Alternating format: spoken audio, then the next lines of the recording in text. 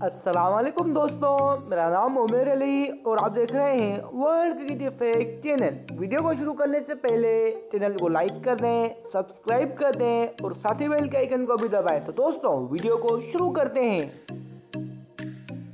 दोस्तों Pakistan cricket board PCB के साबिक चेयरमैन और कमेंटेटर रमीज राजा ने वर्ल्ड कप 2023 में कौमी टीम के बाहर होने पर सहाफियों और बोर्ड पर तनकीद के नश्तर चला दिए।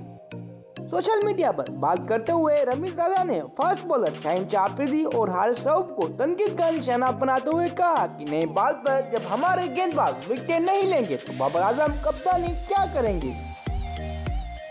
उन्होंने कहा कि वर्ल्ड कप के दौरान बोर्ड ने कप्तान और ओहदेदार की व्हाट्सएप चैट लीक कर दी, जिन्हें क्रिकेट की समझ नहीं, उन्हें ओहदे बांटे जाएंगे तो ऐसे ही नतीजे देखने को मिलेंगे।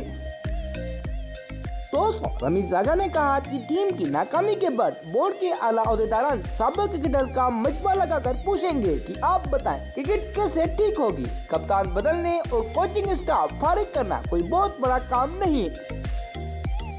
दोस्तों साबिक क्रिकेटर रमीज राजा ने पीसीबी की खबरें लीक होने के मामले पर सहाफियों को आड़े हाथों लेते हुए कहा कि बोर्ड ने कुछ अफराद को फेवरेट बनाया हुआ है जो पाकिस्तान क्रिकेट का बेड़ा गर्क कर रहे हैं। ख्याल है कि इमरान खान के दौर में साबिक चेयरमैन रमीज राजा को बोर्ड का ओहदा दिया गया था, जबकि एक मेगा इवेंट में भारत के खिलाफ मैच में वज़ीर आज़म की हिदायत न मानने पर सरफराज अहमद को कप्तानी की ओहदे से हटाया गया था। बदला उनकी 4 साल पर टीम ने वापसी हुई थी। दोस्तों सरफराज अहमद को कप्तानी से हटाने के बाद बाबर आजम को रमीज राजा ने क़यादत के फराइज सौंपे थे, जबकि सहाफियों से बदसलूकी की मुतअद्दिद वाक़यात भी उन्हीं के दौर में पेश आए थे।